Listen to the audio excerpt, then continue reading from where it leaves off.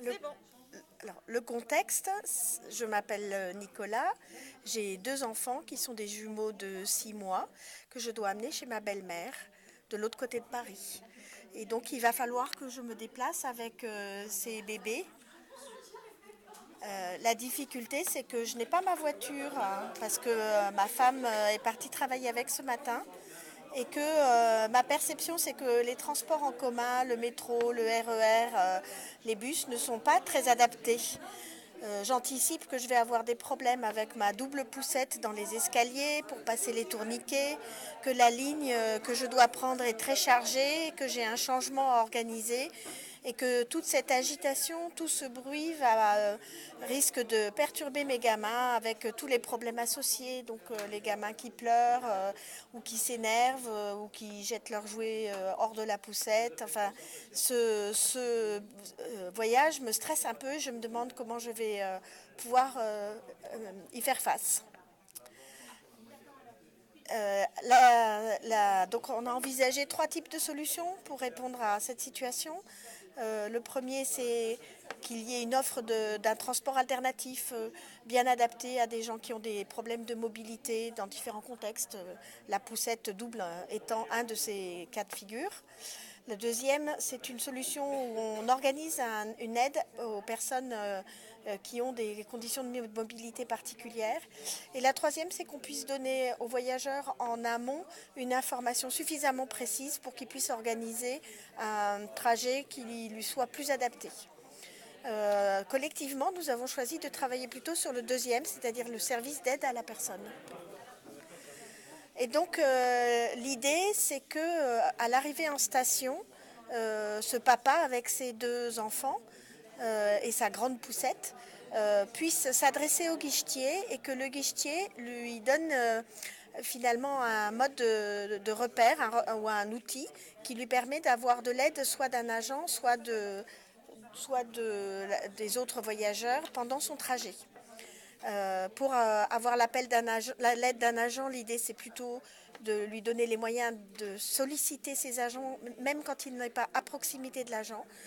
Pour obtenir de l'aide des voyageurs, l'idée c'est qu'il soit très facilement identifiable et donc l'idée c'est de lui fournir une grosse mascotte qui permet de bien le repérer.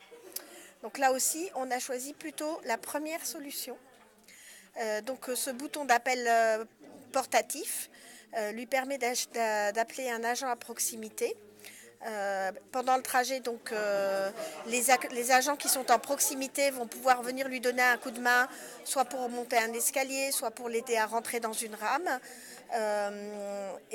Lorsque il arrive à la sortie de la station, il restitue son boîtier d'appel portatif, soit dans un guichet s'il y a un guichet, soit dans une boîte qui est dédiée à cela si il ne trouve pas de façon très simple ou si le guichet est fermé. Donc l'espoir, c'est que l'objectif, c'est que le parcours soit ainsi facilité, qu'il soit rapide et sans encombre, et que Nicolas soit ainsi convaincu qu'il peut reprendre le métro lors de son prochain trajet. Et pour ce faire, donc, il faut organiser tous les éléments qui permettent ce processus. Donc il faut qu'il y ait une information claire sur les guichets ouverts de manière à ce qu'il trouve facilement un guichet qui peut lui donner ce boîtier. Il faut bien sûr que le guichet soit équipé et que l'agent qui lui tend le boîtier soit formé pour expliquer comment ça va fonctionner. Et il faut que cet agent soit empathique, rassurant, éventuellement avec un peu d'humour pour dédramatiser la situation et convaincre ce papa que tout va bien se passer. Il faut que les boîtiers soient localisables pour que lorsqu'il émet un appel, on trouve rapidement où il est. Et il faut un système de notification pour que les agents de son environnement reçoivent l'appel et puissent décider de l'aider. Il faut aussi, pour qu'il n'y ait pas trois agents qui se précipitent en même temps, que lorsque l'agent décide de prendre en charge l'appel, il puisse signaler qu'il prend en charge l'appel. Et pour qu'on ait une densité suffisante d'agents dans les couloirs ou en proximité des stations, on propose de former à cela les membres des équipes de sécurité, puisqu'ils se sont déjà des groupes d'agents qui déambulent et qui sont présents dans les stations. Donc tout ça suppose de réorganiser les équipes de sécurité pour que il puisse facilement y avoir une personne qui se détache de l'équipe pour aller rendre service. Il faut les équiper, il faut les former et il faut mettre en place le suivi de toute cette activité.